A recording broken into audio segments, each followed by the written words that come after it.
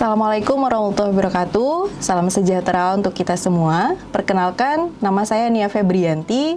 Saya salah satu dosen teknik lingkungan di program studi teknik lingkungan Institut Teknologi Kalimantan. Perkenankan saya untuk menjelaskan salah satu dari mata kuliah yang saya ampu, yaitu pengelolaan kualitas air dengan metode DAA, Delivery, Interaction, and Assessment. Video ini dibuat dengan tujuan untuk memenuhi salah satu persyaratan sertifikasi dosen tahun 2023, yaitu pernyataan diri dosen dalam unjuk kerja Tridharma Perguruan Tinggi atau PDD UKT-PT di bidang aspek pengajaran. Baik, saya akan mulai dengan deskripsi dari mata kuliah pengelolaan kualitas air. Ini merupakan mata kuliah wajib di semester 5 dan memiliki bobot 3 SKS. Mata kuliah ini dibutuhkan untuk menjamin sumber air yang digunakan ketika telah memenuhi standar kualitas yang telah ditetapkan. Pada mata kuliah pengelolaan kualitas air, mahasiswa mempelajari sumber pencemar, klasifikasi air, pengelolaan sumber daya air terpadu, serta peranan sumber daya air. Materi ini difokuskan pada teori daya dukung, daya tampung, dan teori perhitungan self-purification. Mahasiswa yang akan melakukan perhitungan daya dukung dan daya tampung suatu sumber daya air pada akhir pembelajaran ini diharapkan mampu menganalisis daya dukung dan daya tampung suatu sumber daya air. Sehingga tujuan mata kuliah ini dapat dicapai dengan kuliah tatap muka, tugas, ujian tengah semester, dan ujian akhir semester. Capaian mata kuliah pengelolaan kualitas air setelah menyelesaikan mata kuliah ini diharapkan mahasiswa mampu menganalisis daya dukung dan daya tampung sumber daya air, di mana beberapa bahan kajian yang akan dibahas di mata kuliah ini diantaranya ada sumber pencemar, klasifikasi sumber daya air dan peranan sumber daya air, kemudian pengelolaan sumber daya air terpadu meliputi konservasi sumber daya air, pendayagunaan sumber daya air, pengendalian daya rusak air, sistem informasi SDA, dan pemberdayaan masyarakat. Kemudian adanya metode perhitungan daya dukung dan daya tampung seperti neraca massa dan metode Streeter-Phelps. Lalu ada teori self-purification, kemudian ada perhitungan self-purification, ada konstanta deoksigenasi, konstanta reaerasi, dan oksigen sak. Lalu yang terakhir ada upaya meningkatkan self-purification. Untuk referensinya di sini dipakai berbagai e-book seperti ada Water Quality Modeling for Rivers and Stream, kemudian beberapa referensi lainnya. Untuk sistem pembelajaran mata kuliah pengelolaan kualitas air akan dilaksanakan secara sinkronus dan asinkronus, di mana menggunakan pembelajaran aktif yang mengutamakan peran dan keaktifan mahasiswa. Dalam proses pembelajarannya akan menerapkan PBL atau Problem Based Learning, di mana mahasiswa melakukan pembelajaran kolaboratif, diskusi kelompok, dan penugasan studi kasus melalui LMS ITK. Pembelajaran ini dilakukan selama 16 pekan, 7 pekan pertama sebelum UTS, kemudian 1 pekan UTS, lalu dilanjutkan 7 pekan sebelum ujian akhir semester, dan 1 pekan untuk ujian akhir semester. Kemudian metode pembelajaran yang digunakan bergantung dari bahan kajian yang diajarkan. Misalnya pekan sebelum UTS, maka perkuliahan dilaksanakan secara sinkronus seperti tatap muka di ruang kelas. Kemudian pekan sebelum ujian akhir semester, maka akan dilaksanakan diskusi dan studi kasus. Untuk bentuk secara asinkronus dilaksanakan melalui LMS ITK untuk memfasilitasi mahasiswa berdiskusi terkait mata kuliah pengelolaan kualitas air. Kemudian ada penugasan secara mandiri atau kelompok di LMS ITK. Kemudian evaluasi pembelajaran di mata kuliah pengelolaan kualitas air didapatkan dari kuis, kemudian tugas, ujian tengah semester, dan ujian akhir semester. Kuis dilaksanakan di pekan ke-7 dan pekan 14 perkuliahan. Tugas diberikan sebanyak 6 kali, kemudian UTS di pekan 8 dan ujian akhir semester di pekan 16. Untuk bobot penilaian di mata kuliah pengelolaan kualitas air, di mana terdiri dari tugas harian 20%, kemudian ada ujian akhir semester 30%, kemudian kuis 10%, kuis kedua 10%. Jadi kuis ini dilaksanakan 2 kali. Untuk ujian tengah semester itu 30%, sehingga total pembobotan itu adalah 100%. Demikian informasi mengenai mata kuliah pengelolaan kualitas air yang dapat saya sampaikan untuk mahasiswa program studi Teknik Lingkungan jurusan Ilmu Kebumian Institut Teknologi Kalimantan. Berikut ini merupakan cuplikan video dari proses pembelajaran yang saya laksanakan secara tatap muka di ruang kelas. Selamat menyaksikan. Assalamualaikum warahmatullahi wabarakatuh. Selamat sore semuanya. Biasa sebelum kita mulai perkuliahan, marilah kita membaca doa menurut agama dan kepercayaan masing-masing. Berdoa dimulai.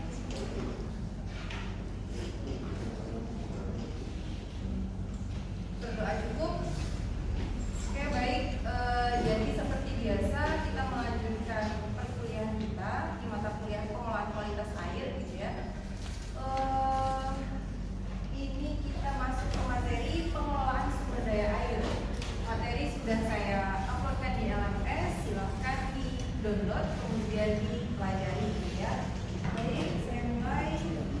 Untuk presensi jangan lupa dilakukan di LMS dan ada presensi hard copy, ya. Jadi 2 kali melakukan presensi.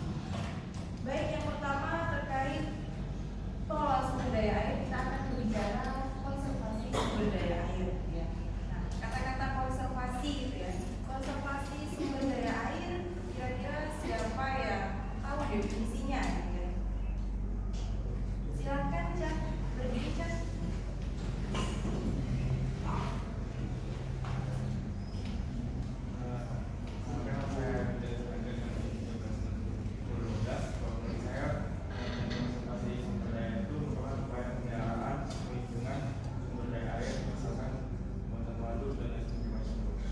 Oke, terima kasih.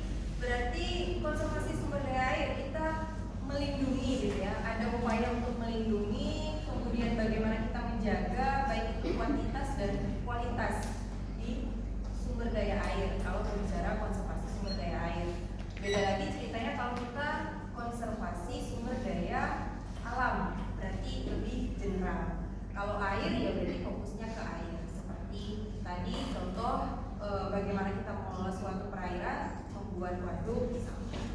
Nah, kemudian ketika kita berbicara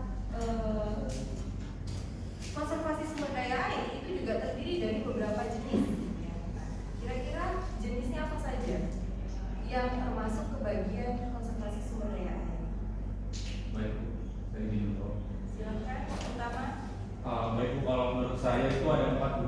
Yang pertama ada penata gunaan sumber daya air. Yang kedua ada pengusahaan sumber daya air. Yang ketiga ada pengembangan sumber daya air. Yang terakhir ada penggunaan sumber daya air tersebut. Oke, terima kasih. Berarti jenis-jenisnya ada 4, ya. Konservasi sumber daya air itu ada penata gunaan, pendaya gunaan, dan itu semuanya sudah tertera di materi yang saya uploadkan di LMS, ya. Kemudian kita masuk ke salah satu jenis-jenisnya tadi tuh, pendaya gunaan sumber daya air. Ada yang bisa menyebutkan contohnya bagaimana pendaya gunaan sumber daya air?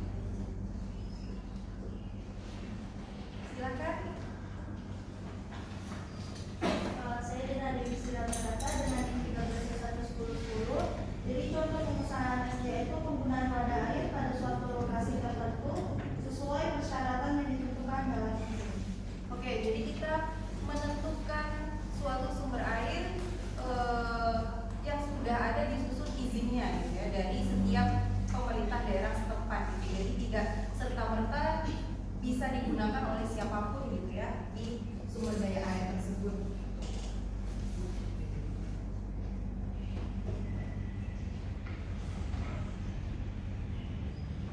Nah, ini tadi saya mencoba merincikan dari berbagai jenis-jenis konservasi sumber daya air ya. Itu ada penata gunaan tadi, di mana ada kita atau pemerintah daerah sebenarnya melakukan menetapkan zona-zona pemanfaatan mulai dari waduk, danau, sungai. Kemudian alokasinya untuk apa? Bisa transportasi, rekreasi air gitu ya. Kemudian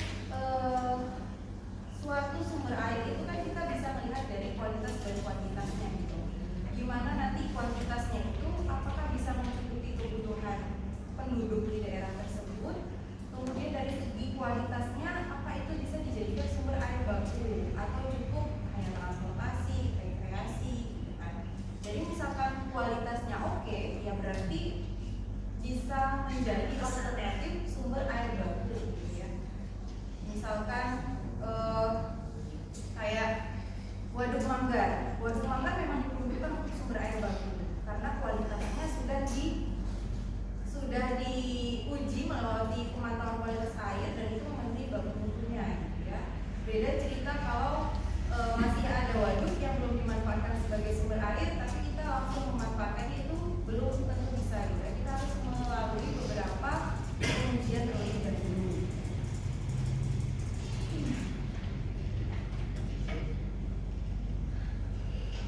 Kemudian ini ada yang penata gunaan.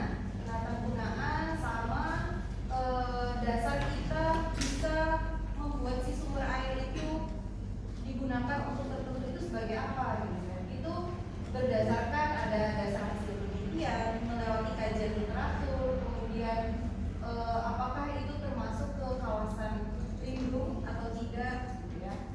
Kemudian kita melibatkan peran masyarakat sekitar dan pihak lain berkepentingan. Nah, sebagai sharing juga, kalian pernah mendengar daerah aliran Sungai Wai? Nah, itu di mana letaknya? Kilo 18. Dari belakang kebun raya ini bisa kan? Bisa. Nah, itu kemarin saya juga menghadiri dari FGD gitu ya. FGD penentuan RPD Sungai Wai. Nah, Sungai Wai ini ternyata selama ini itu belum dibuat sama pemerintah penetapan zonanya itu dimanfaatkan untuk apa? Belum ada. Dan kalian udah tahu belum kalau Sungai Wai itu siapa yang dari dulu sampai sekarang memanfaatkannya sebagai sumber air baku? Pertamina. Sebagai apa itu? Air bakunya mereka treatment buat apa? Pendinginan tangki, kemudian proses dikilang. Mereka dari tahun 90 berapa itu udah manfaatkan gas Sungai Wai. Dan tahun 2021 itu kemarin tugas akhir ada salah satu bimbingan saya, itu dia studi kasusnya di Sungai Wai itu dan menguji kualitas air si Sungai Wai. Dan ternyata memang BOD COD-nya memenuhi baku mutu kelas 2. Enggak, sama sekali kekeruhannya rendah gitu ya. BOD COD sih cuma 6 mg per liter. Jadi makanya sayang sekali kalau misalkan warga sekitar itu kayak belum tahu gitu ya. Ternyata ada das yang lumayan bisa dimanfaatkan untuk sumber air selain sumur dan waduk Manggar. Karena kan selama ini PDAM waduk Manggar kan masalahnya kuantitasnya. Kuantitas yang kurang mencukupi dengan kebutuhan penduduk di Kota Balikpapan. Ternyata ada yang bisa menjadi alternatif. Salah satunya itu ada Sungai Wai itu ya. Dan itu baru mau dibuat sama Provinsi Kalimantan Timur. Pengelolaannya seperti apa? Diundanglah salah satu industri yang sudah menggunakannya selama berpuluh-puluh tahun. Ya, Pertamina itu potensi besar gitu ya. Ternyata ada gas yang di sekitar kita kualitasnya bagus dan kualitasnya juga bisa memenuhi kebutuhan air bersih dari papan ya. Itu salah satu pentingnya melakukan konservasi sumber daya air. Kemudian contoh kalau skala perumahan, skala rumah tangga gitu ya. Skala rumah tangga yang bisa kita lakukan untuk melakukan konservasi sumber daya air itu apa?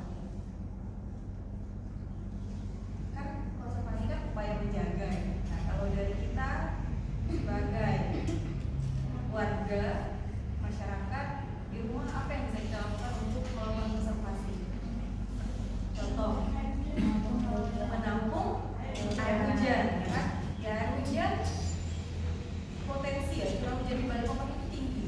Kalau rumah yang tidak memiliki tandon penampung itu sayang sekali. Makanya sekarang itu kan udah banyak kayak digalakkan bagaimana rainwater harvesting, pemanenan air hujan gitu kan. Yang pentingnya itu kita mengawetkan air itu dengan cara apa? Menyimpan air pada saat kuantitas lagi banyak-banyaknya, ketika kita lagi butuh itu bisa digunakan. Nah, salah satunya nih menampung air hujan, ya, istilah awamnya seperti itu. Konservasi yang bisa kita lakukan, sumber daya air yang bisa kita lakukan dari rumah kita sendiri. Pengawetan air hujan.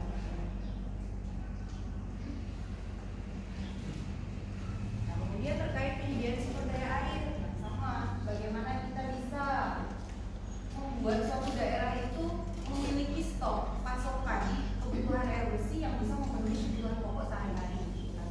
Lalu tidak hanya untuk warga kebutuhan sehari-hari, tapi untuk dari sistem pertanian, irigasi itu membutuhkan sekali air.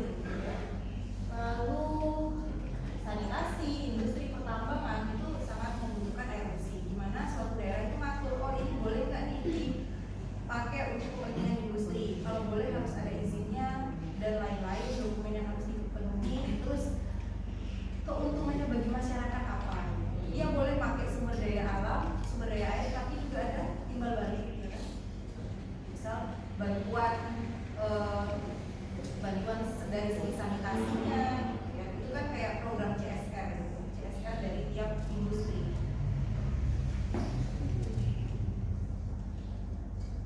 Ini sama penggunaan sumber daya air, kemudian ada pengembangan sumber daya air. Nah, pengembangan ini bagaimana? Misalkan itu pengembangan air tanah pada lingkungan air tanah, gitu ya. Jadi kayak ada suatu daerah mungkin bekas lahan tambang dan segala macamnya, gitu ya, cekungan terus dibagi atau ditampung, digunakan untuk menampung air hujan, bisa untuk irigasi dan lain sebagainya. Kemudian ada pengusahaan yang dimana kita harus mendapat izin dulu gitu untuk melakukan suatu usaha yang berhubungan dengan sumber daya air tersebut. Nah, ini contoh-contoh nyata gitu ya, bagaimana sumber daya air kita yang sudah didaya gunakan, air untuk pertanian, kemudian industri, dan untuk transportasi. Kemudian yang terakhir ada pengendalian daya rusak air gitu ya. Nah, kira-kira ada yang tahu nggak seperti apa kita mengendalikan daya rusak air? Jadi suatu badan air itu supaya tidak menurun kualitasnya. Ada yang tahu? Silakan. Jadi salah satu proyek yang bisa dilakukan untuk pengendalian daya rusak air ini adalah dengan mengolah instalasi pengolahan limbah air atau IPAL, yang dimana di situ untuk mengelola limbah biologis dan kimia yang ada di air agar bisa digunakan kembali pada aktivitas. Oke, terima kasih.